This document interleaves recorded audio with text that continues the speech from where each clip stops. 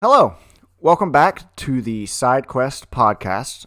It's me, your host, Smug, and this week I'm also joined by my co-host, Mindz. As always, how's it going? This is going to be our official session 2, and this is just a place where we can sit down, relax, and talk about D&D, RPGs, and everything that we have in between. Anything interesting happened this week for you?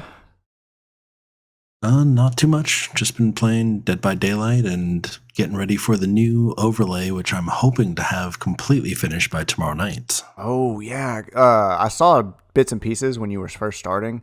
I think it's going to turn out really good. I had kind of used one of your ideas of putting the hit points and stuff on a little marker for mine, and I finished mine up as of now, but it's not 100%. But yours always has good art and stuff. Yeah, I've been working with the same person that does my sub badges and my all my emotes. Ooh. So Bun88 has been working on the tablets, and then we also had a fairly large commission. It's been working on for the past 3 weeks, 4 weeks ish. Yeah. And we're getting close to being done. I'm hoping everything's going to be finished by tomorrow so I can unveil everything. If not, we are probably going to be. I need to make the decision whether or not it's going to be 1 week of the old art, and then we will just go full throttle into the new overlay all at once. Or if we do the new overlay with some of the old art or some of the work in progress art, and then have a fully polished new artwork next week. I think it'd be better if you just kept working on it and then published it full, my opinion. Yeah, that's what I'm thinking. Because I really don't want to, though. Because I just did the swap for me, and there's things I want to change enough that I'm like, man, it's not ready, you know? But one of the reasons I did it was because I have a character. Oh, it will be ready by tomorrow? Or Well, the overlay will be ready. It's just a matter of if we're using the kind of the second draft, not the finished draft of the artwork. I say wait for the second draft. That's just my opinion, though. But if it's ready and you want to show it off, I mean, be my guest. It's nice to show off your finished work and the hard work that everyone else has put into it to help. All the other artwork. Yeah, I mean, shout out to your artist, man. Your artists always do such good work. Yeah, she does a really good job. Mm-hmm. But to get back to it, this week we're planning to talk about making your own characters, customizing your own characters, making them in specifically TTRPGs, but with a little bit of side projects on regular RPGs, and party composition, how you need to play in a party, how we think you should play in a party, and as always, what we say is not the only way to play the game. It is very up to interpretation and however people feel like. So with that in mind, I guess we should start with just the basics of making a character. So when you make characters for D&D and even regular video game RPGs, what do you start with? What do you like to start with? I like to start with an idea. Okay. Whether it be something I haven't done before or something like that. It's like I want to build an archetype. And based on what archetype that is and what different variables I want to include, that will kind of help make up my class, my race, the different quirks, the personality. Like, for example, with, my very first campaign, my first thought was I wanted to be a cocky, arrogant, melee weapon wielding bounty hunter. Mm-hmm. So I ended up, creating who used to be a bounty hunter who has now kind of settled down and lives in a small little house providing protection. He actually works with a group called the Red Brands, and it's for a Lost Mines of Phandelver module. Although the module has quite a bit of homebrew as well as a bunch of different monsters as well as plotline and a bunch of other stuff to make it not the level 3 to level 5 module, but now it's a level 3 to level 8 or level 9. It has a Cthulhu's dollhouse, dream world that we go into when certain criteria are met and whatnot. But in there's a group of brigands called the Red Brands. So I've put my character named Tristan Haldane, and I wanted some sort of English, nose up kind of character name. And he, he grew up in the Dragon Coast, so he had kind of a shady upbringing. Everyone around him was a brigand, a thief, an assassin, some sort of thing. And there was a bunch of different variables that went into that. But then he started working bodyguard and bounty hunter in the big cities, such as Neverwinter and Water's Deep, I think is over there in Faerun. Yeah. And eventually came down to Phandalin and decided to join the Red Brands because he wanted to settle down. He wanted to live a peaceful life for the rest of his life. He retired at like 31, 32. Right. So that was kind of my backstory for this. And because of that, he needs to be adept at physical fighting. Mm-hmm. So I said, okay, well, he's going to be a fighter. He's going to be a rogue. He's going to be not really a barbarian because he doesn't really get mad. He's cocky and arrogant. I wanted him to be somebody that could walk up to you, trip you, stab you a couple extra times with sneak attack, and then just saunter away like nothing ever happened. He's that type of a guy. So I was thinking, okay, well, is he a fighter? Is he a rogue? Kind of going in through that. And I decided that he was going to be a swashbuckler archetype with a battle master fighter as well. So he was going to go fighter 5, rogue 3. Okay. So that way I can go up, I can trip attack with the superiority dice for the maneuvers on my first attack. Mm-hmm. And then while they're knocked down, I can stab them with my extra attack using sneak attack at advantage, potentially crit. And I can stab them with my offhand using it's a main gouge homebrew kind of subclass or fighting style. So if you make your attack action, you can use your bonus action to attack with your offhand. Right. And it still gets all the bonuses. Huh. So at level 6, because I had to get Rogue One, I started Rogue One because I wanted him to be a thief. He could pick locks to get into people's houses for surveillance and whatnot. And then from there, he went all fighter. He got to level 5 fighter, so I have extra attack. So now we just hit level 7. Right. And for that, now I can actually do extra attack, and I start to get the rogue, where I can use my bonus action to dash. Yeah, all the bonus action stuff that comes dash, disengage, or hide.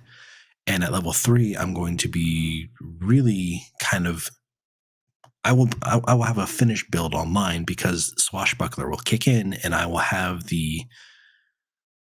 I already am very elusive, and I already do a decent amount. My character's nickname in the game is called the Blender because I've gone through it. Oh, yeah, your story from last week. Yes. And this is the same character, and that's why he's so much fun, even though he's a human variant fighter. Very, blah, blah, blah, blase, very vanilla. It was my first character, and I'm having a lot of fun with him. Right. It just depends on how you play and what personality you're using.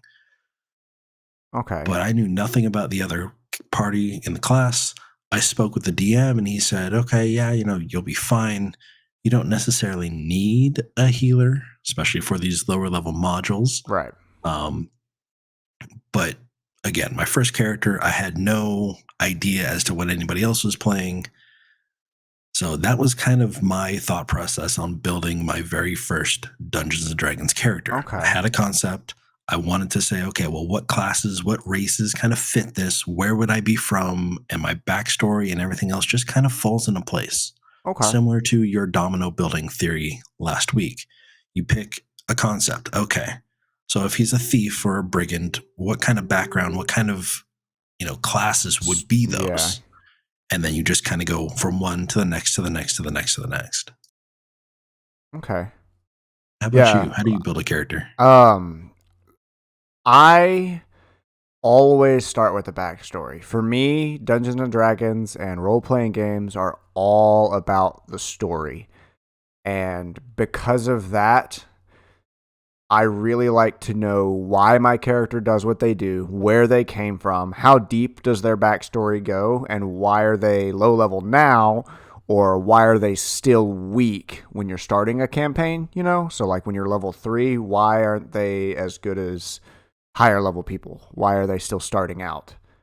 I love digging into stories like that. So I always sit down and figure out my character concept first in terms of their backstory and who they are. And then I choose a class and a race based off of that all the time. One of I did recently, one of my favorite ones was Manon that I made, based off of a character from a book series I like who has the same name. No, Morag, who is based off of a character from a book series I like with a similar name. She had a bad upbringing. She was always looked down upon, but she had her cousin, who's her only bloodline that she trusts, and she doesn't know any parents, so she was obviously skilled physically fighting. Her cousin had a little bit of magic, but she didn't have a lot, if any. So I wanted her to be a fighter, but the way I wanted to play her is I didn't want her to be super, super strong and angry. So I made a dex fighter out of her, so she'd flip around the battlefield, do sweet maneuvers. She's hard to hit, not because she's wearing heavy armor, but because she's lithe and nimble. And she moves around the battlefield with 2 blades, never using a shield because she's used to having her cousin protect her back. So what's the point of having a shield? So that's why she used those weapons. So because of her backstory, I was able to choose what weapons she uses, what class she was, how she's going to play in combat. And then I decided all of that before the game even started. And I do that with all of my characters. I haven't played many characters recently because I'm a DM for only one game at the moment, and I don't play in any other games anymore. I just don't have the time. But that's how I always choose it for NPCs as well. So if I have a cool NPC that's going to be sitting with the party for a bit, I want to know who they are, why they're fighting, and what would give them their powers should they have magic. And that, whatever archetype fits that, that's the class I give them, or that's the race I give them. So. Yeah, it sounds like we're both following the same set of criteria. Where the story comes first. Now, I will say, if you've been playing a lot or you're very new, pick a class that looks fun. If you think it'd be really cool to be an arcane trickster rogue, go for it. Make an arcane trickster rogue and make a backstory that fits that. I'm not saying it's wrong to start with class or race or a different idea first. I just like to play the character the way the character, or I feel the character should be played, based off of their story. Now, there's other people who like their stories to play into what their character can do, which is totally fine. Both of them achieve the same result. It's just a different process of thinking. Well, how would you go about doing or creating a character from the class first? Like, how would you go about looking into it and figuring out, okay, well, I want to build a monk. I want to build a way of the astral monk. Okay. What different types of aspects would you take from their class to figure out the backstory from that? I would start with the class. Say the campaign starts at level 3. So you just figured out your subclass. So I would look at what abilities I have access to and think, okay, this is how I want to play my character. So who taught me how to be what I am? I'm a monk, so I probably had some kind of teacher. I would make a teacher, I'd give him a little bit of character, and make him the sole reason I can do this ability or this ability. And then to create a personality, maybe something happened to him, and I've been on a quest to find him because he disappeared mysteriously, and I know he's not dead. I can feel it in my heart. Kind of stuff. So now he's kind of a noble monk rather than a peaceful monk. So he has a higher sense of morality and a sense of justice compared to a sense of like what's it called? Abstinence, not abstinence, but keeping peace. Instead of wanting to keep peace, he wants justice because he's not originally a monk or something like that. And you can throw that in there. So I would look at what abilities I have, who would give me that kind of abilities, who would teach me what I know. Because someone had to teach you or you taught yourself.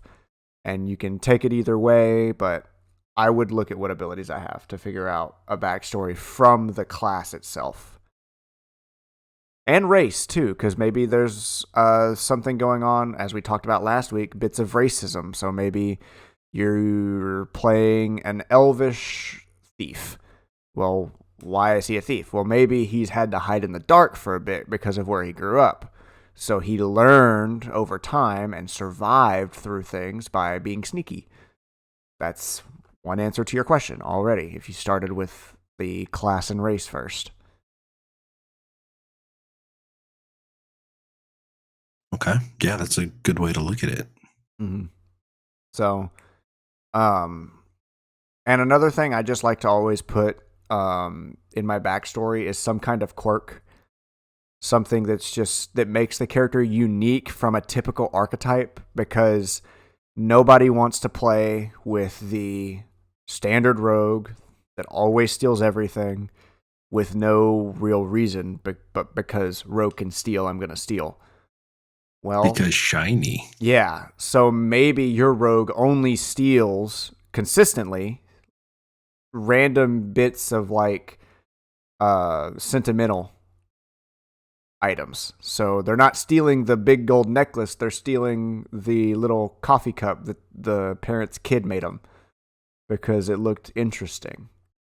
You know, so that's some little bitty quirk for them. Or you can even go more broad and big, so make your thief a drunk so he's not perfect all the time. Or if you got a mage, maybe he messes up spells when he's not in combat. So like that's his little thing he does on the side. It gives you something to work with consistently, and you can base it off your backstory. There's different ways to do that. We don't have to go into it for every single character and class, but just when you're making your backstory and your character and you pick your class, I always try to think of some kind of thing that makes them different from their base class, at least aesthetically. Because if you play with a lot of people who've played a lot and know the tropes and know the archetypes, you can make a very boring character very easily, even though you think it's interesting. And I've had characters that I've stopped playing because their quirk wasn't right or their backstory didn't gel with me as much as I thought it did. So yeah, and I mean, another thing you could do is at some point you could give your character just something silly to be afraid of, so they just happen to stumble upon it. You know, if you're a wizard but you're afraid of crystal balls, and somebody and there's one that happens to be a magic shop. You're afraid of crystal. All right, that's funny. I mean, my character is Zeldok in my Friday night games, half dragon. I am a half dragon. I have a sealed dragon inside me. I'm afraid to fly. Well, because half dragons don't have wings. Yeah. They have a tail, they have the dragon talons on their feet, but their hands, their head, everything else is humanoid. It's not a dragonborn, which has the lizard head and no tail. So think like the lower half of a dragon, the upper half of a human, but the human has horns. Oh, that's hilarious. And we got to level 5 and we had to put on these wingsuits. So I thought, here I am, big old 8'4" Zeldok, you know, who has a temper. It doesn't come out very often, but he has one. And we have to put on a wingsuit and try and ride a perpetual storm up over a mountaintop peak and dive bomb down to land in the middle of what could be a volcano if it weren't in the frozen tundra. And Zeldok has never flown. He's been a farmer's son. His mother was a dragon who only showed up to give him some stories once in a while. So here he is putting on a wingsuit, about to go skydiving, and he's never been above 10 feet up. Oh my So god. that was kind of one thing that I created that was just like, okay, yeah, let's have some comic relief, but at the same time, it's no, my character. I'm always thinking about how my character would react to things, and that's one of the things. Like, you know what? I never thought about flying. Yes, I'm a dragon. I should know how to fly, but I don't have any wings. I got my wings at level 11, and now I am very confident, and I'm flying around all over the place. Yeah. But that one moment, I mean, if you ask anybody in the party, I don't think Cormac was there at the time, but if you ask Kythar, now Severin, or Jukka or Varys about Zeldok's first flight, they will have a story to tell. It just made it that Yeah. much more entertaining, that much more interesting, because it's a fun little quirk that if it happens to show up, I mean, most characters don't ever really fly until they get to the higher levels, and they're just like, okay, well now I've gotten a spell. I now know how to fly. Mm-hmm. But thinking about it organically, yeah, I mean, if you are a timid character, or if you have a fear of something, you could be a big bad troll who happens to be scared of little straw made voodoo dolls because they for some reason they happened upon a warlock who was using voodoo on them, and now anytime they see one of those dolls, they're reminded of that. Mm-hmm. And you could as an NPC, as a player, it could be something completely different. You could be an orc who's scared of something or doesn't like something or is allergic to something that's very, very common. Right. It creates that same thing, that small little quirk that makes your character stand out, that makes your character you, that makes your character, makes it easier to get into character. Right. And it doesn't have to be something bad like a fear. I know for Morag, the one I mentioned earlier, a quirk I had for her based in her backstory is she's really overprotective of kids.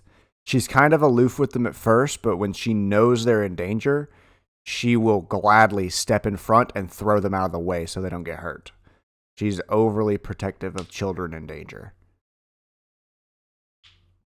And that was based in her backstory. Had deep roots in things she'd experienced in the past, which is something I wanted to explore. So it kind of sucks we never got to finish that campaign out because a lot of stuff happened in my life and we ended up having to drop it. But it doesn't have to be bad. It could be something good.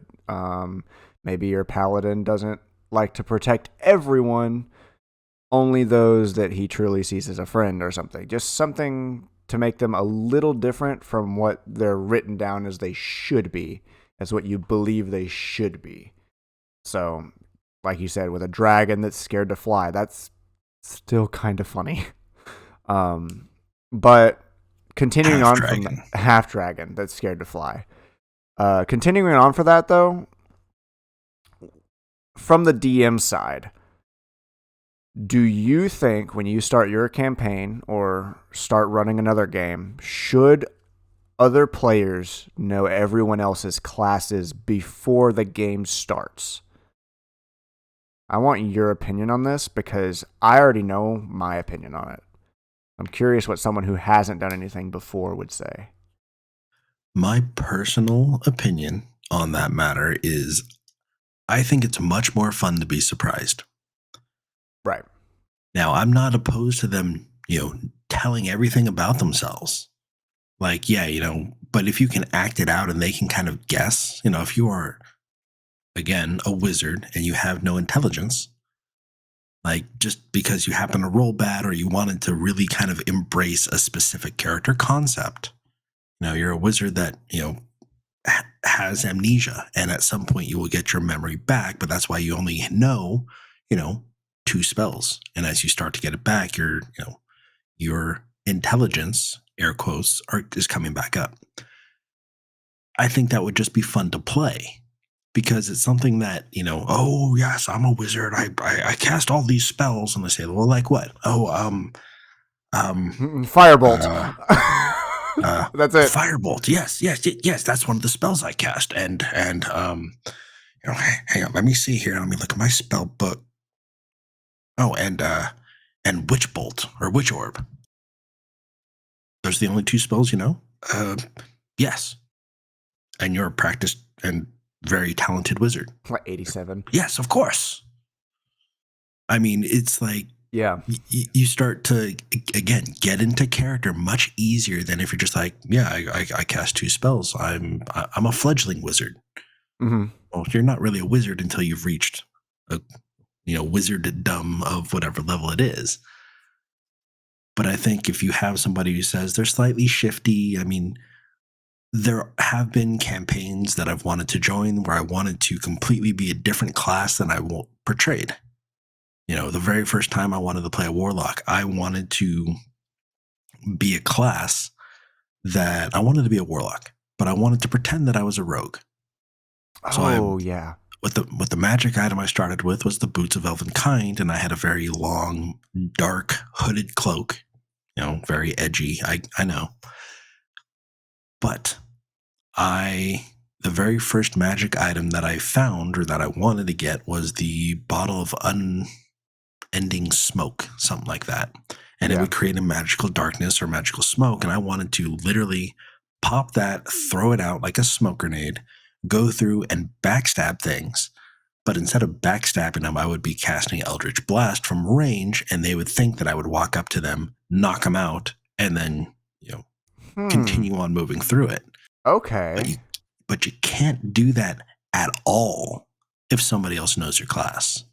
And what really kind of put me on that edge is the person who was playing in it, not the DM, but one of the people that was playing in it wanted to know what everybody was doing and wanted to, get all their character sheets lined up and downloaded on their computer. They're not the DM, they're just another player, but they happen to have all the D&D Beyond stuff. So what I did was I created the D&D Beyond character sheet for a rogue, and then I went and created a free one for the warlock. We never got to level 4 because that campaign only lasted 2 sessions because somebody had the bright idea to lock up this gnome collector inside a bag of holding and rolled a natural 20. And the DM rolled twice and got 2 natural ones in a row to fail all the saves. And he ghosted the group after that. So I never got to see what that would be like and how I would be able to continue to hide that fact until I got to a certain point. But the fact that you can do that, you can hide certain things from the other players, and it's not necessarily a bad thing. I'm not trying to kill everybody else in the party. I just wanted to be something different. I wanted, again, as I had mentioned last week, I want the oh my God, what just happened moments. I want those bombs to drop. And sometimes as a player, you don't get a say in anything, but having the ability for, to have that happen and to kind of play it out as long as you talk with your DM beforehand so they know what it is, so they can kind of help you conceal that, is something that I would like to do. So my thought, again, to answer your question, I know it was very long and drawn out, is I don't think the players should know the other classes before the game starts. After they all meet each other for the first time and through the story, they can share whatever they wish amongst the party, and that's perfectly fine. But yeah, everyone should create their own characters the way they want to play the characters, and then all meet, and then everything should happen. Right. But they should not know beforehand. Right.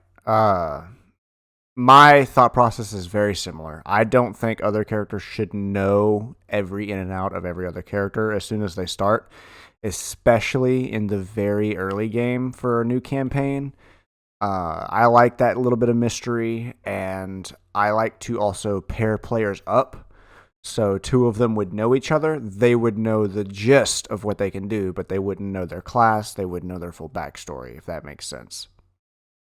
And then, to that point, I also don't think it's a good idea for players to base the class they play, to base the character they play off of what the rest of the party is doing, unless that's the style of game you're planning to play. If you're planning to play a really strategic, really combat-heavy game, that's one thing, to let everyone know what class everyone is before the game starts so that you can build a good team comp, quote-unquote. that's one way to play the game. That's not the way I enjoy playing the game, but I know there are people out there that really just love the combat and the turn-based of it and like to strategize and have difficult combat where you need a healer, well, you have to have a tank who can actually take aggro and just soak up damage. So I get that style of thinking, but I really like to let every character play what they want to play. Now, if as a DM, I'm going to see every character sheet before the game even starts, and I will let other characters know, hey, just FYI, between the two of you, both of you submitted that you wanted to play a cleric, and you both wanted to play life clerics. So, just FYI, both of you are the exact same. So if one of you wants to change, now's the time. I will let players know that beforehand, because then they double up, and then one player takes another player's thunder. Maybe they roll higher all the time, so the other player feels inadequate, and I don't want that at my table just because they happen to select the same subclass and class.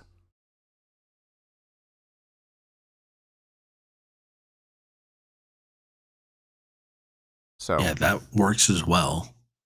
Sorry, I was finishing taking a sip of water. You're good.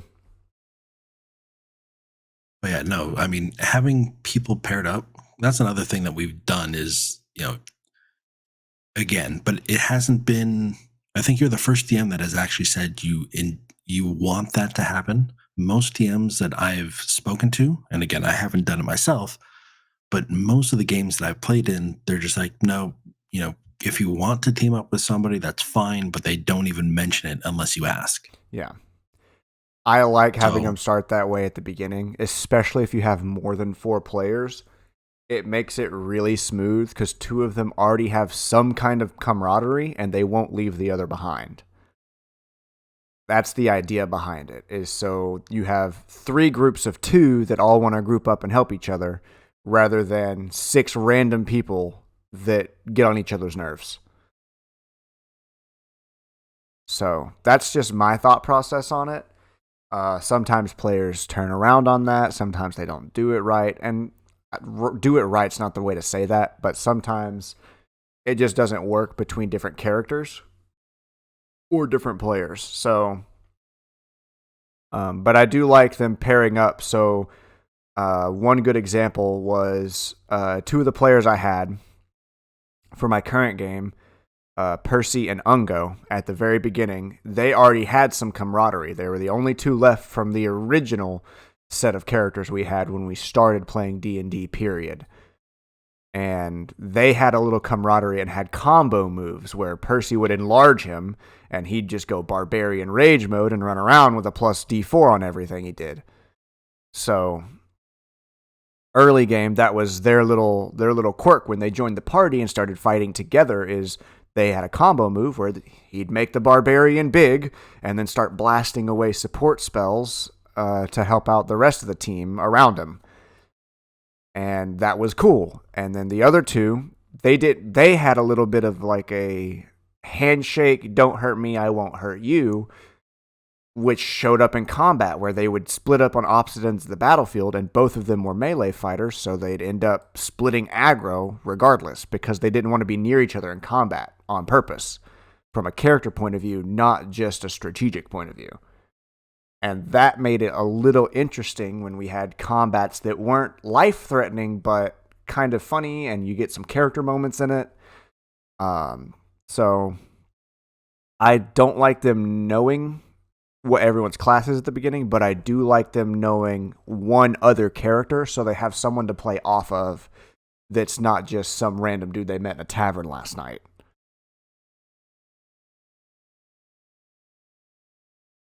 That's just my idea behind it.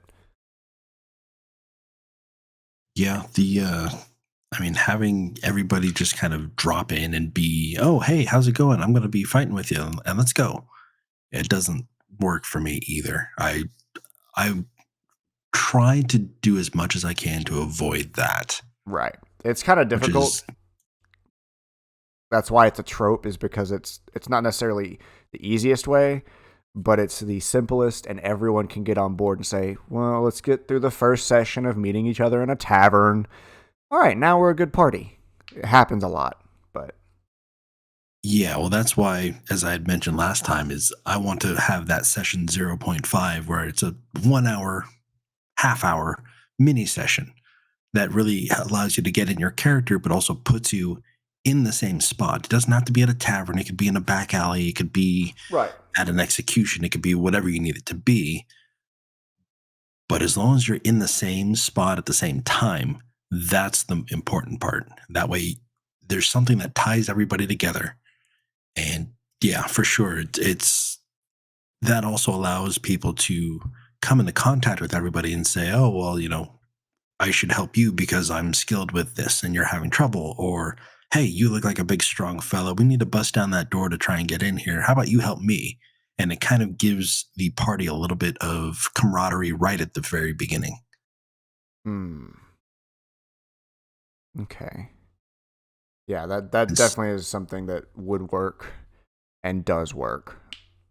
I just haven't had a chance to do that myself, to that extent at least. And speaking of kind of the camaraderie, the you help me or I can help you kind of thing, one thing that I also feel needs to be touched on is if the party or if the players know everybody's classes or if they're trying to build their character, what do you do if somebody comes to you and says, well, what does the party need? What kind of character should I play?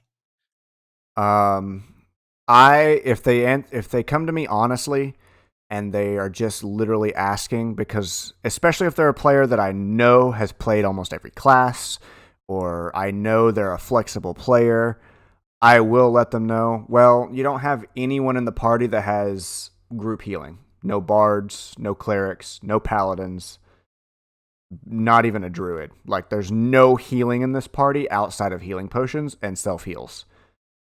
That's something you can say. Well, they don't have any melee fighters. Everyone has picked magical or ranged right now. I don't mind answering the question, but I don't want to reveal exactly what everyone else is.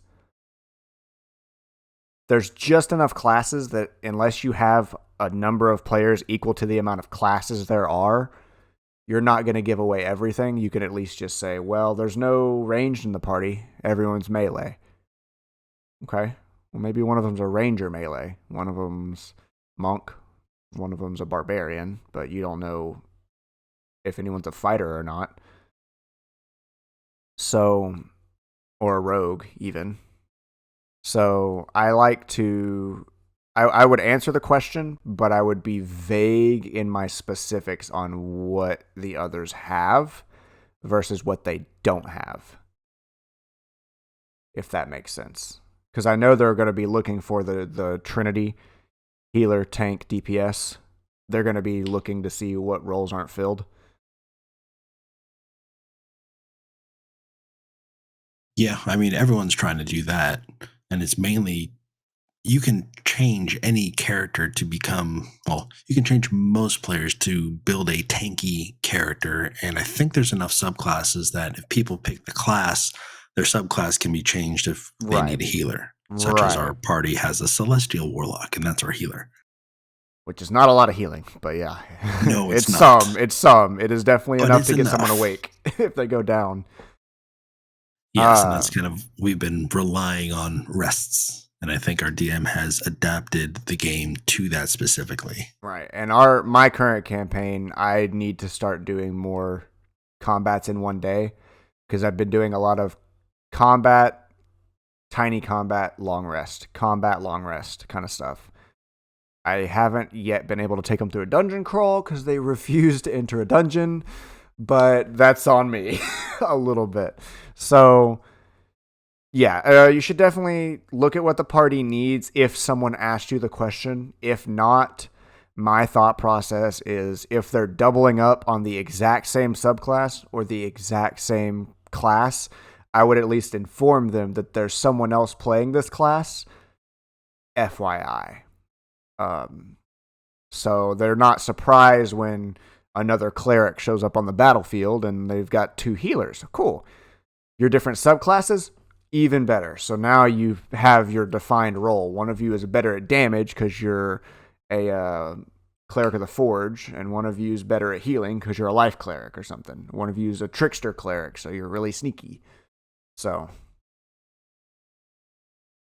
it's just good to know that they're not going to be singled out as weaker than the other guy because they don't have a quirk that makes them different. Yes. And I mean, you obviously don't want people hogging the spotlight, but at the same time, you don't want people being completely useless. Right. Kind of on that, what are your thoughts on when you've made your new character and you're starting to play? How do you go about as a player avoiding making yourself the main character? Because as a DM, my thought process is everyone is a main character in their own right. The party as a whole is the center point of the story, but everyone should have their moments. What are your thought processes on as a player doing that? As a player, I tend to kind of sit back. I mean, I tend to play a lot of characters that are wise, I guess. Not necessarily with wisdom or intelligence, but they are very terse. They don't say a lot of things, but when they say something, it's meant to hold a lot of weight. It's supposed to be important. Right. And for that, it's more of, I won't step in and try and lead every conversation. I won't try and be the face of the party. If somebody turns to me and asks me a question, then yes, I'll do that.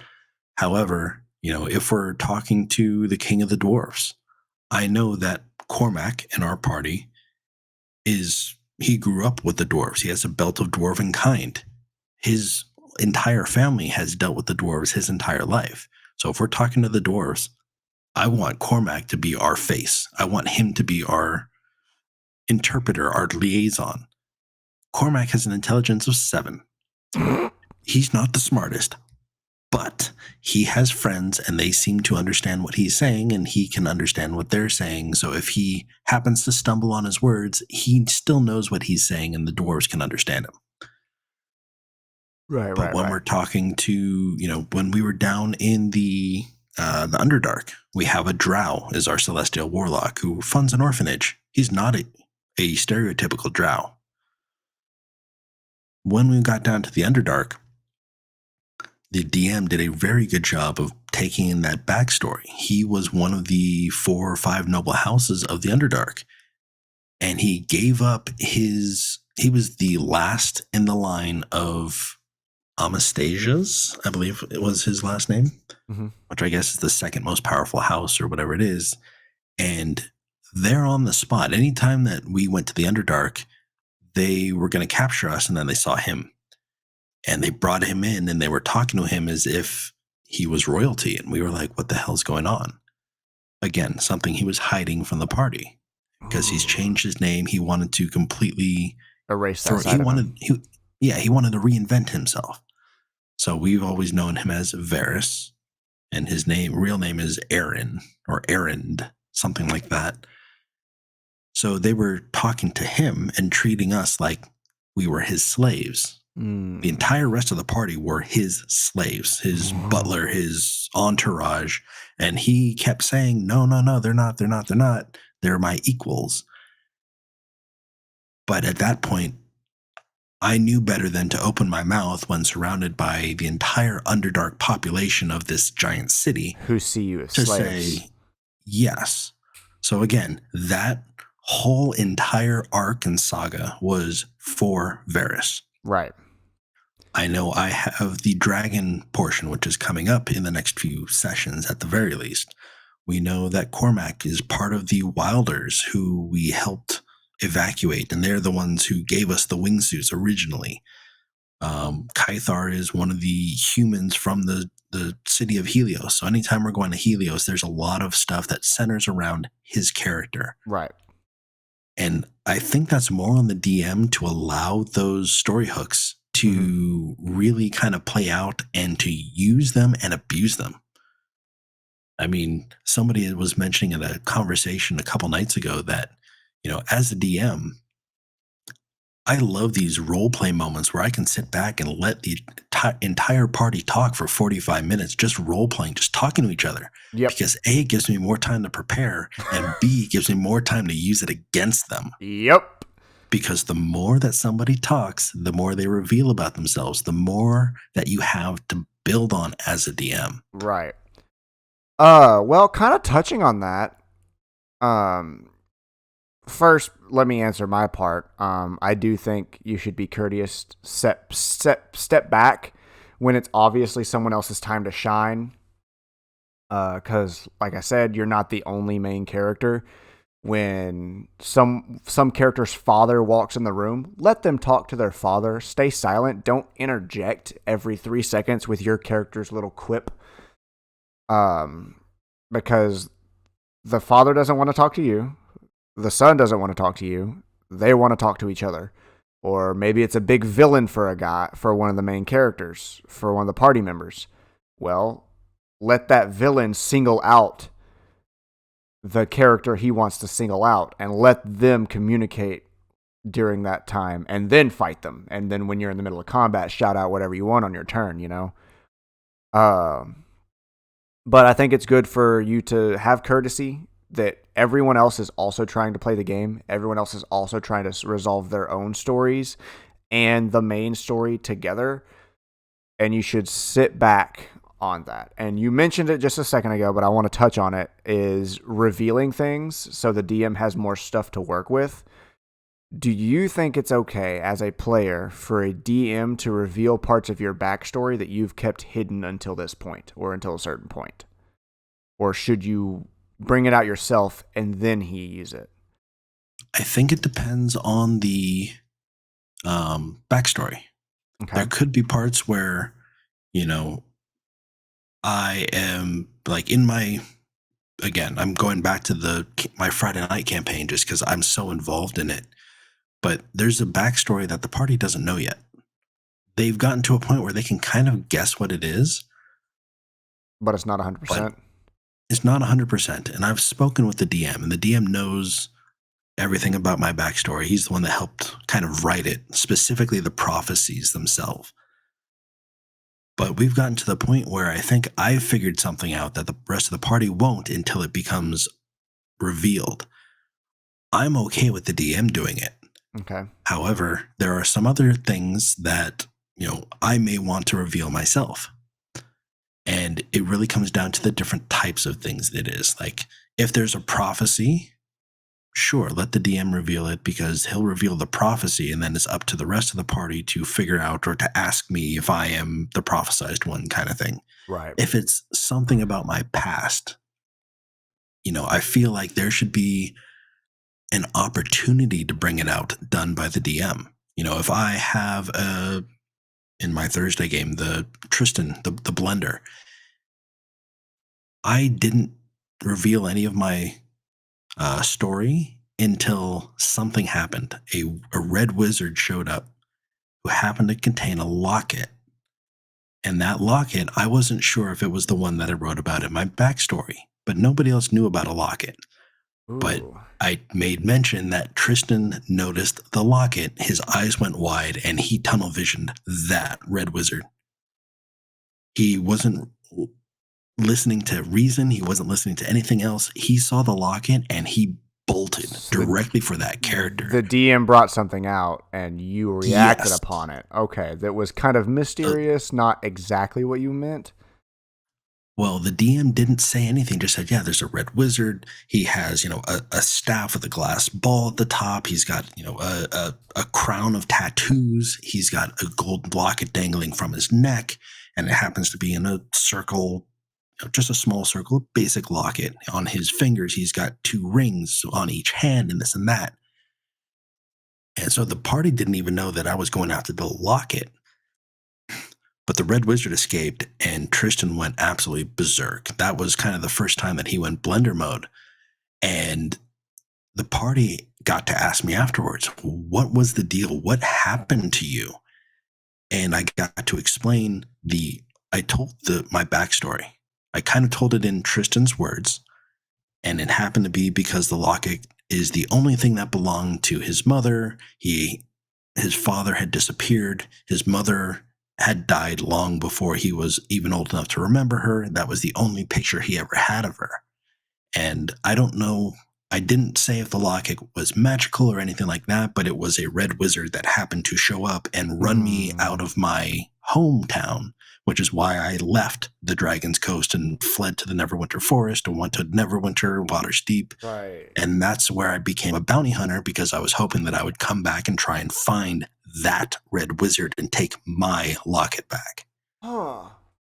So I got to reveal my story. The DM revealed it, but revealed it to me. Softly. And then I got to continue. Yeah. Yes, and then I got to continue revealing it and explain what was going on to the rest of the party. Okay. That's a good way to go about it. I don't think I've quite had a chance to do that completely, because a lot of my hints tend to be super obvious to the character, enough that it's not so subtle that the other characters don't notice something. Like one of the ones I did is one of my characters, Flawed, doesn't know who his dad is. Never met him before. The party just so happened to meet a guy who happened to look like a 50-year-old version of Flawed, of the tiefling of in the party. No way. Right? No way. Oh, that's his dad, and he's an absolute beast and can almost one-shot two of us. Oh, God. And then he got bad on his rolls, some stuff happened, but that gave him a chance as a character to explore meeting his father, who's not pretty, but he's not a bad guy, we don't think.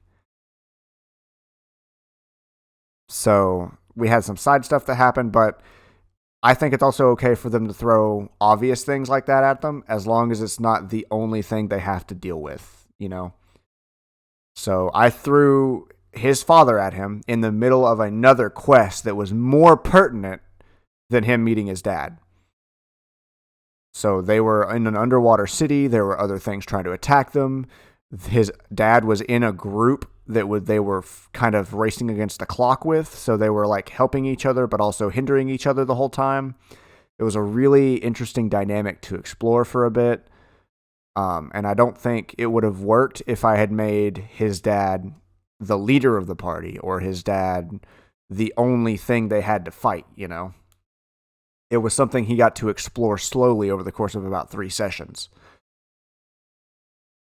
Yeah, kind of the drawn out revealing of it, and allowing little bits and pieces to come out at a time until it's fully revealed. And I it like wasn't that quite a bit. And when they met eye to eye, it was just like well, he looks just like me. Well, you look just like me, kind of thing.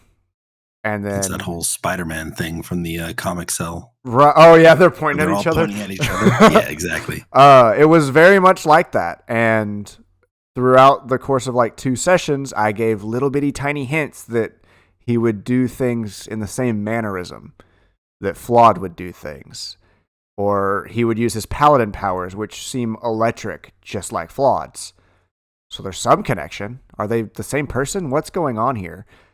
And then when they had a moment alone in the middle of the night or something, he got to reveal, how's your mother been doing? And then conversations went from there, and it was very interesting, very odd to explore, and fun. But I revealed it in a way that everyone was questioning it, like, so we know he hasn't met his dad, but like, Colin wouldn't do that, right? Our DM, he's not that slick. Come on. And then I would reveal that, yeah, this is who it is. And he's not the guy you thought he was. But he's also not as evil as you thought he was. He's still a human. He's still a person. So as a DM, you can reveal that kind of stuff and put it in front of them and see what they do. However, you don't need to make it the only thing they have to deal with. Because if you do that, you single them out too much. And especially, we're not perfect. We're not the best actors in the world. A lot of them won't know what to do if you make them the sole focus and the only thing that they have to deal with as a party is this one character's backstory. It's the only thing on their mind. I don't know how else to phrase that, but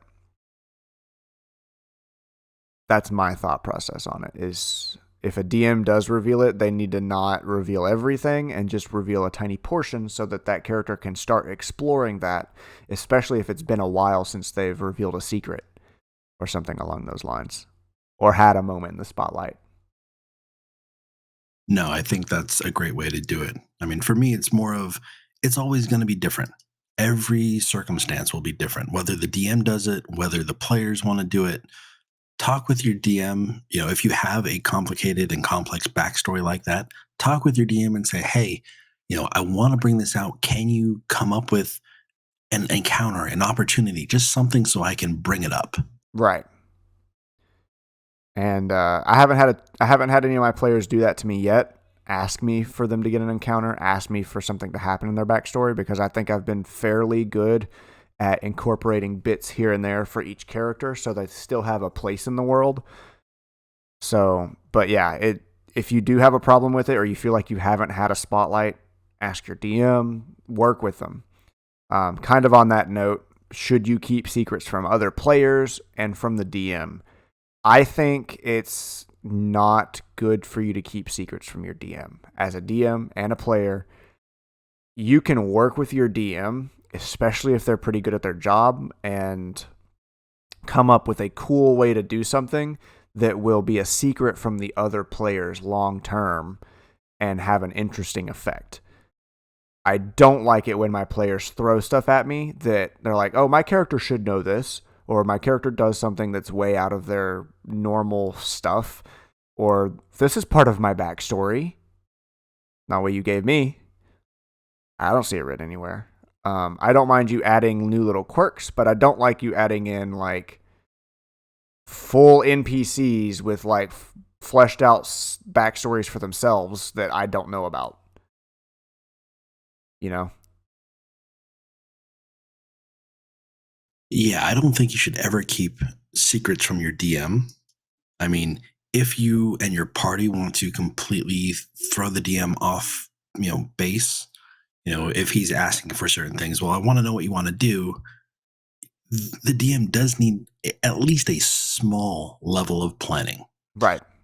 If you're going to completely, there's a MacGuffin there, a storyline that you need to go to the mountains, and you say, well, screw that. I'm going to turn around and I want to go do all the side quests. I want to completely avoid the main storyline. Then you're just going to wait until the DM is very much, trying to prepare for, okay, well, I think they're going to go here. If they don't do this, and we're going to go do this. There's no possible good that could come from surprising and derailing the story just because you want to keep a secret or you want to try and screw over the DM. Right. Because it's not the DM versus the players. However, if you make it the players versus the DM, the same sort of issues happen. Right. And I don't mind the derailing, but I don't think you should do it out of player spite or not wanting to trail through something or not wanting your backstory to come to light or something like that. I am completely okay with players talking on the back end and like in their own little group chat that the DM does not have access to, and coming up with an idea as a party. Hey, we're going to go do this instead of the main storyline because we want to explore this character. We want to explore this thing that you've made. I don't mind that. My solution to that, because of the party I have at the moment, is to make the world still flow in the background. So if they're going to avoid the main quest I've set down, the effects of them not intervening is still going to happen. And one of my players knows what that is. As me and him have been joking to the rest of the party because they don't understand what's happening, we have mentioned that there is a nuke that has gone off on the other continent. Not an actual nuke, but something they could have intervened in or had a hand in helping or had a hand in stopping or a hand in slowing is happening, kind of thing. And only one player knows about it because one of his old PCs, he's retired that PC, but that PC still exists in the world. And I let him have like a little mini session with me that was kind of like top-down chess game, where he got to not see where the enemy is, but he'd roll to see what information he has, and he made choices on where to move things. So he's the only one that knows what's happening on the other, where the main story is. And that's the way I have chosen to not punish, but keep my story relevant when they avoid it. Because at the end of the day, we're all telling a story, but if they're completely ignoring yours, not because it's bad, but because we want to go here instead, there's ways to not punish it, but make it more interesting, if that makes sense. Oh, definitely.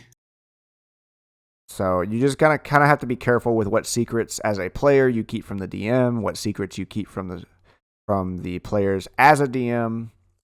So it's just a careful balancing act. The DM's always going to have more secrets, of course, but you should give them enough information and enough that they want to follow the storyline you set out, or they want to follow the plot you've set out.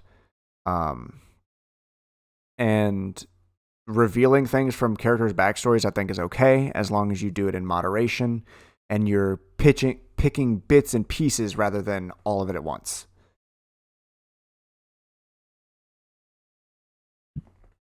Oh, absolutely.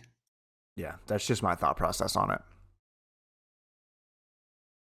Now, on the topic of keeping secrets from other people, whether it be the party, the DM, as a DM, do you allow PvP? Do you encourage it? Do you discourage it?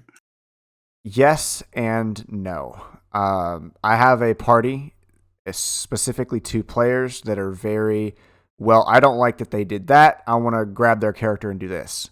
And I will say, you're not going to do any damage, but yes, you can mess with them a little bit. Well, I want to grab him and hold him down and do this. No. I'm not going to allow you to do something to another character, another player, that they don't want you to do to them. Now, if both of you are laughing and having fun with it, that is one thing. But if you're obviously the aggressor in a situation, the other guy does not want you to do it, I'm not going to allow that. Because sometimes I have allowed PvP when they've met a new character or someone came in as a new character, and one of them literally likes to spar. That's one of his morning routine things he says he does every now and then. He'll spar with one of the other players or a spar against a tree and just like practice his combat moves. That's one of the things he does. So I will allow real PvP where they can hit each other's health points when that arises. But if it's obviously an aggressor versus a defender, I don't allow PvP. I did once because we talked about it as a party and we thought it would be funny to make Flawed eat a pastry that was prestidigitationed to taste like dog crap. We just thought it would be funny because he up and left the party. I put a big red button in front of him and he decided to press it, which took him away from the party in a critical moment completely. So kind of my fault, kind of his, but we thought it was funny. He laughed at it. We laughed at it. So I didn't count that as bad, but holding a character against their will, trying to kill another character specifically, is a big no-no for me as a DM. Yes, I would agree with that. I mean, PvP, I have 2 words for you. Potato, trebuchet. What? You remember the one campaign that we were part of? Oh, yes. The potato trebuchet. Yeah, I forgot about that for a minute. So, yeah. Yes. So, I mean, PvP, again, in the fun and jesting manner is perfectly fine because both parties, agree to it. But as soon as, you don't have consent from one side, it becomes a problem. Yes. Now, that's not to say you can't be I wouldn't say edgy or controversial, but that's not to say that you can't have arguments and spats. But as soon as you make a move of violence, like you can argue to your blue in the face, and that's perfectly fine.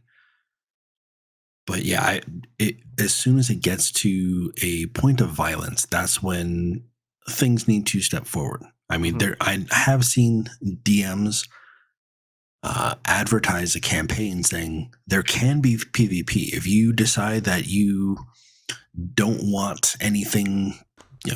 You want to completely betray the party and steal it all for yourself.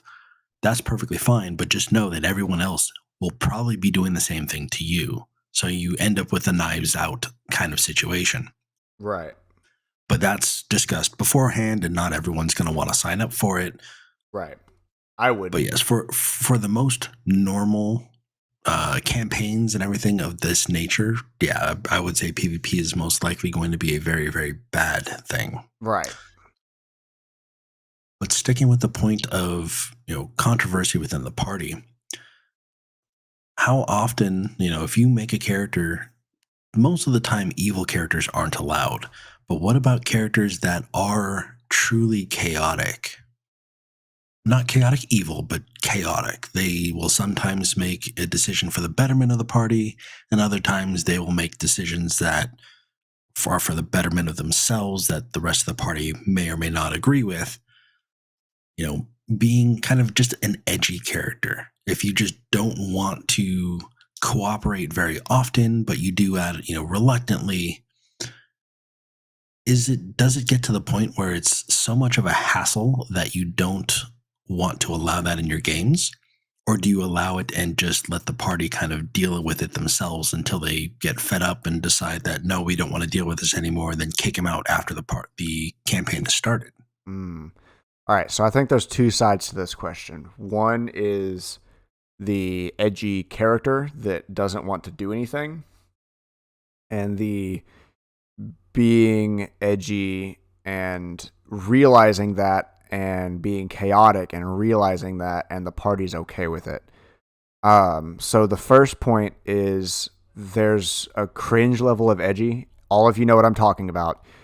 Think of the cringiest character that's all by themselves, doesn't want any help. That kind of character does not sit well in a party at all. I've never seen a person play that kind of character and end up staying with the game or not kicked out. So I have never seen it happen.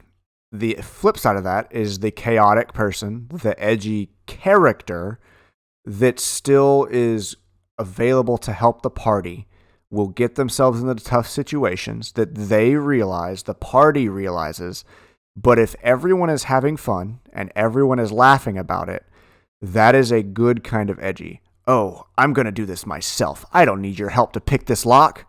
They pick the lock, they walk in by themselves, and now everyone is in combat because the alarm's been triggered kind of stuff. Oh, we laughed at the end. That's how his character would have done it. We had a good combat session out of it. That is a good kind of edgy. There's a bit of moderation. Well, he picked a lock. They needed to get in anyways, and he was an answer, and everyone's okay with it. He still has a connection in the party. As long as the player realizes they're trying to be a little cringe, realizes they're being against the party, I kind of flip back to what I wanted to say earlier, is that don't, out of courtesy, put your party needs above yourself unless it's super important or the party seems to think it's okay. So if you're being edgy and you realize people aren't responding to it, tone it down. And you can fairly quickly find a point that works. So just play around with it. I don't think it's bad to be edgy or chaotic and ruin things, but I think it's okay to poke and prod at it without stabbing it all the way through, if that makes sense. Yeah, it does make sense, and I agree with that. So, like one of our characters, Crix, in my current campaign he's not a great role player in my opinion. And everyone knows that. He knows that. He's told it to me before, but he really enjoys the story. But he's a bit chaotic. He's a bit wild when it comes to being a player and making decisions. But the party usually goes along with it. It's really fun. And at the end of the day, we all laugh about it. So there's a good way to do it and a bad way to do it. That makes sense. So, and I think just kind of the overlying rule here is, out of courtesy, you really want to put the party's needs above your own, unless it's important, or if the party seems okay with it. Right. So just another example is, if the party gets a wish and somebody in the party decides that they want to use the wish on themselves, not for the party, but just for themselves. There are certain characters that are just like, oh yeah, I don't have anything to live for. You take the wish because, yeah. And there are other people that are just like, well, no, my character would, wants the spotlight. My character wants this. My character wants the wish. Mm-hmm. It really comes down to which, the party needs to decide which one it's going to be. But for the most part, I mean, some people will decide that they want to communicate and talk about it and everything else. And other people will just be like, oh, no, I wish for this. And the wish is gone. Yeah. So at least think about the party's needs before anything else. Right. And sometimes your character's decision would help the party anyways. And it's not necessary to think about it that way. One that always sticks with me is, I don't know if anyone has watched Critical Role and the end of the first campaign. Spoiler alert if you plan to be watching it or go through it again. But Sam, who's playing Scanlan, uses his last 9th level spell where he was going to use a wish. He was going to use it for a wish. And he decides to use it as a 9th level counterspell, which was their only option to stop something from happening. And because of that, before the end of the night, he would not have been able to resurrect his friend and use a wish spell to keep his friend alive. So, as a character, he made the decision, and you can watch it on stream. You can watch it in the recording of him literally as a character going, I'm going to counterspell it, and looking to his friend and saying, I'm sorry, I can't keep you from dying at the end of this. There's no other way. I'm sorry. I saved this spell for you, and I can't do it. So he thought about the party before they needed to kill the person they were fighting. And he chose the party over his character's needs. And it's not necessary. That's not saying that I want to point that out as like what you should do, but it's something to keep in mind that helping your party, whether good or bad, is oftentimes more fun for everyone, even if it's hard at times or your character wouldn't really do it, but it's possible kind of things.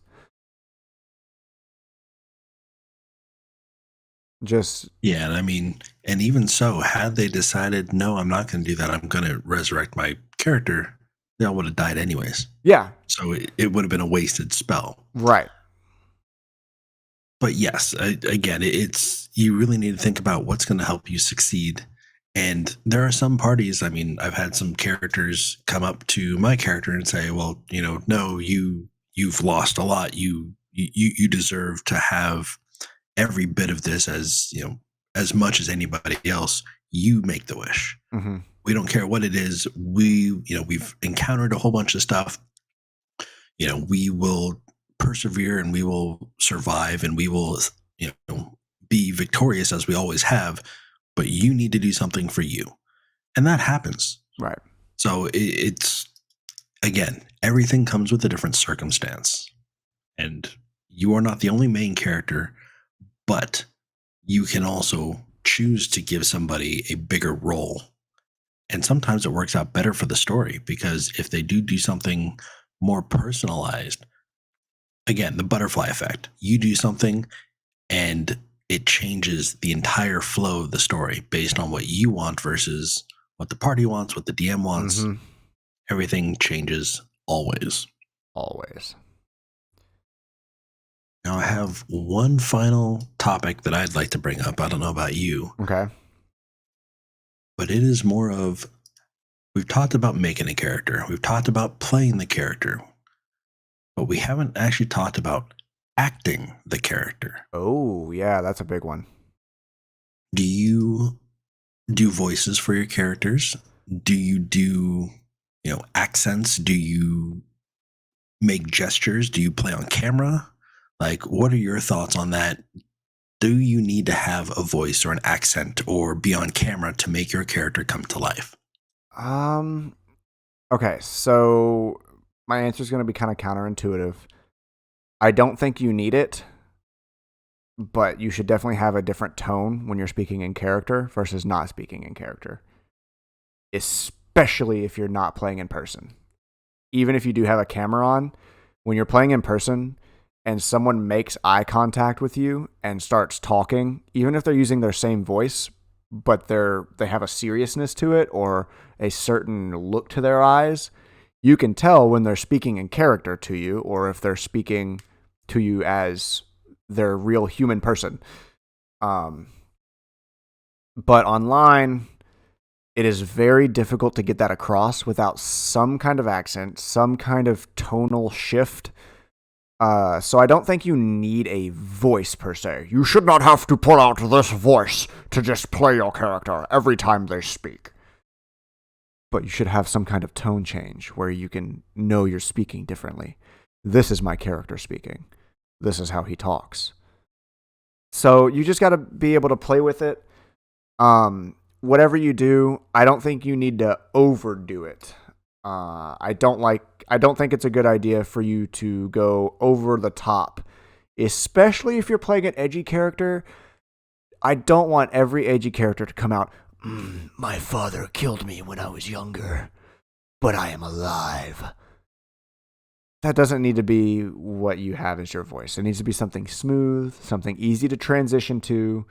And if it is over the top, make sure it's simple enough that you don't forget it, kind of stuff.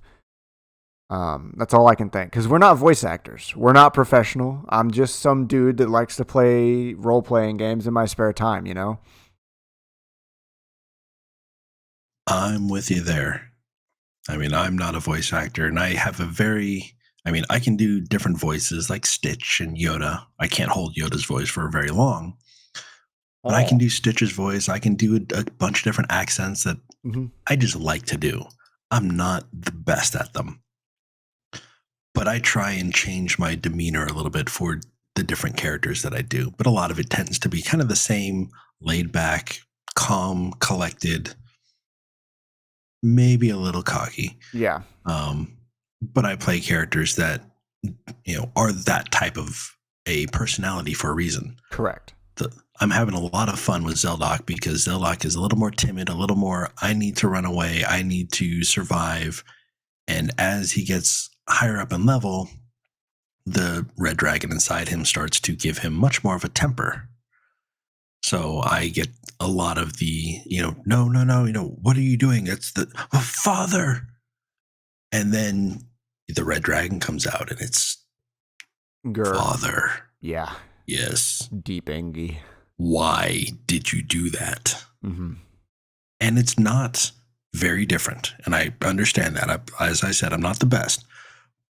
But I can make it different enough that you can tell it's not Zeldoc's normal voice. Right. And that's the way you need to do it. And that's all you need. Yeah. It just needs to be noticeably different from me talking to you right now as Smug to Mindz. It needs to be... Not necessarily. To me, especially without a camera and not in person, I think it needs to be just different enough. Because this is me, Smug, talking to Mindz. This is me, Morag, speaking to Mindz. It's still my voice. I'm just lowered. I'm calmer. It's more directed kind of thing. You have a slight accent. Very slight. It's nothing crazy. Now, I will say, if you're doing a one-shot and you have a certain character you need to portray in a much shorter amount of time than, 50 sessions, you have 1 4 or 5 hour session. That's it. It's okay to pull out John Pudding for your voice, because you can hold it for a little bit. Oh, absolutely. I mean, if you can do the voice, even if it's not for a 50 session campaign, if you can do a voice and you want to do it to have fun, absolutely Go go for it. ham. Yeah, go for it. I'm not discouraging it. I'm saying don't go so far overboard that it brings down the fun and people can't understand what you're saying. That's a big one. Because there's a lot of people who, when they try to lower their voice, people who have higher pitched voices, when they try to lower it too far, you end up not understanding what they're saying, and you can't hear what they're saying because everything kind of slurs. I don't know if you heard what I said.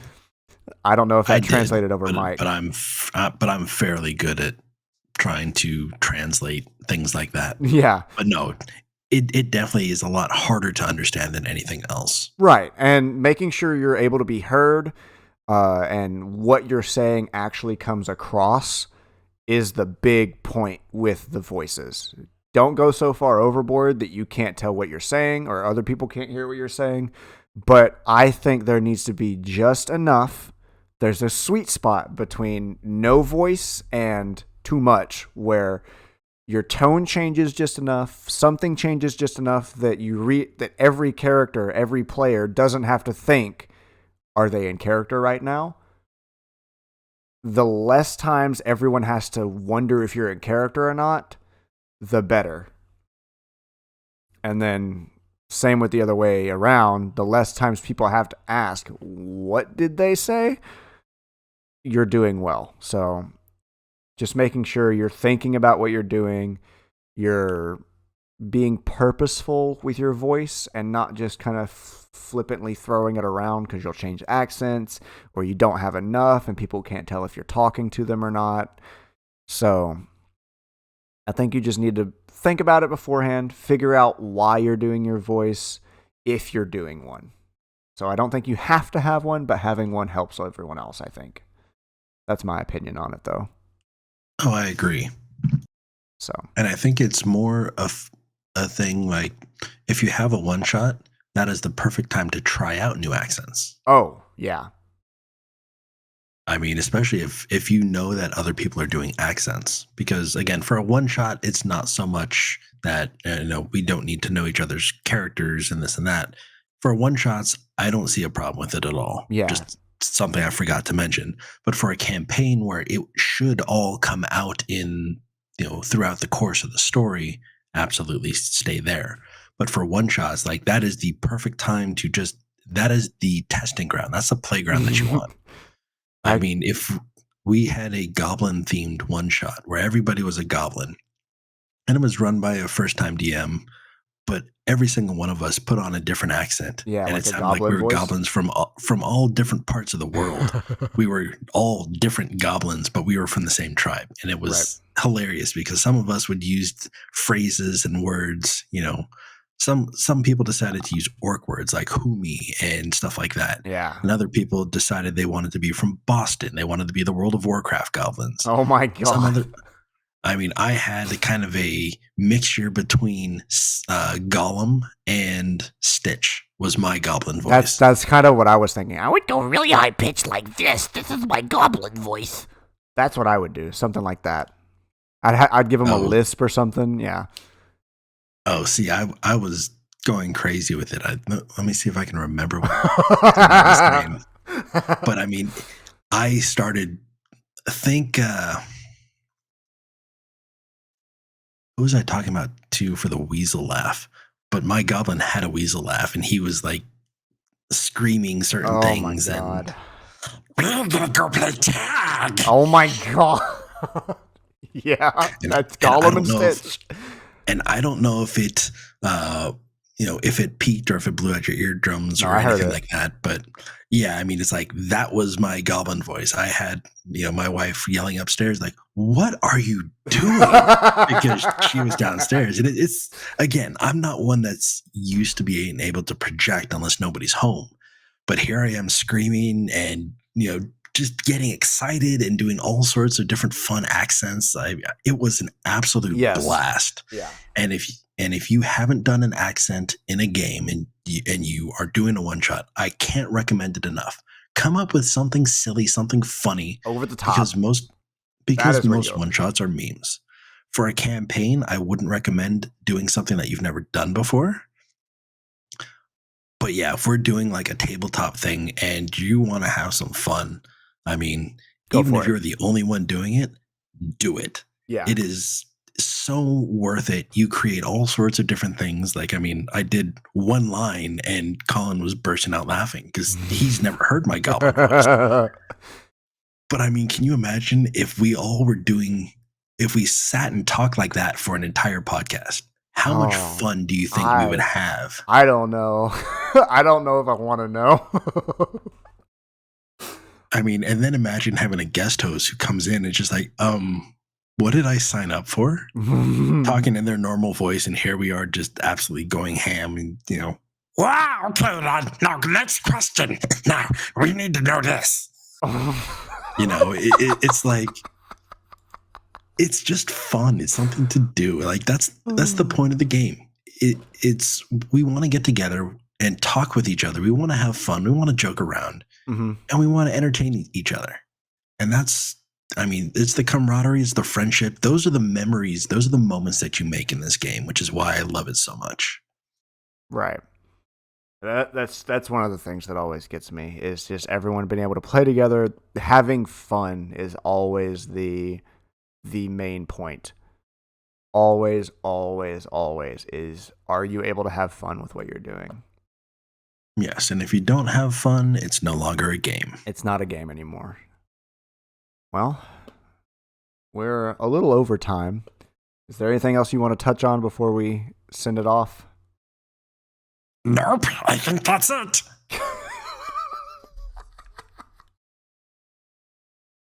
Who knows? Maybe I'll do the next entire session in my goblin voice. I really hope you don't do that. John Pudding would be very upset if you would do that. He doesn't like having all those voices in his head anymore. But why? Pudding tastes so good. Yum. Oh my god. Well, on those notes, I think that's where we're going to call it. In the description, I'll have all the links for us in the video form if you're watching on YouTube. All of our Twitch, YouTubes, things like that. This podcast is live Thursday nights at around 8 p.m. CST on Spotify, and then keep an eye out on YouTube the next day from now on Friday, sometime, would you say around like what? 1, I think, is when I should be able to have it up every now and then? Every time? It'll be up tomorrow in the afternoon. Yeah. And, you know, I'll tweet it out on Twitter and Hover and Discords and all that. But right. You can look for it tomorrow afternoon. Granted, if it gets to be 4 or 5 o'clock and you haven't seen it on the YouTube channels, then something is wrong. But yeah, if it's 6 o'clock, it should be up, guaranteed. Right. All right. Well, that'll be it for us this week. I'm Smug. This is Mindz. I'm Mindz. My bad. We're still getting used to this. And this has been the SideQuest RPG podcast. Have fun. Have a great night. We'll see you all next week. Bye.